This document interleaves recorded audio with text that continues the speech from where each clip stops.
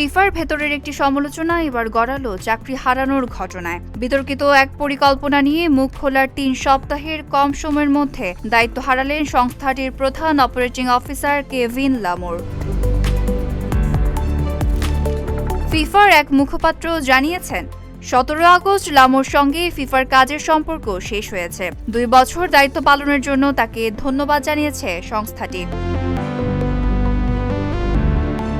গত মাসে বাতিল হওয়া ফিফা ফরওয়ার্ড এন্টারপ্রাইজ পরিকল্পনাকে একজন ব্যক্তির প্রকল্প বলেছিলেন লামোর। তিনি আরও বলেছিলেন, ওই পরিকল্পনায় ফিফার প্রশাসন নিজেদের দ্বারা প্রতারিত হয়েছিল।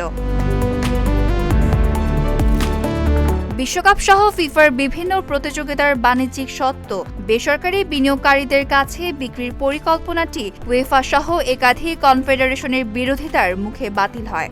লামোর ২০২৪ সালের নভেম্বরে ফিফায় যোগ দেন। এর আগে তিনি উয়েফার ডেপুটি জেনারেল সেক্রেটারি ছিলেন। Desk report, Dhaka post.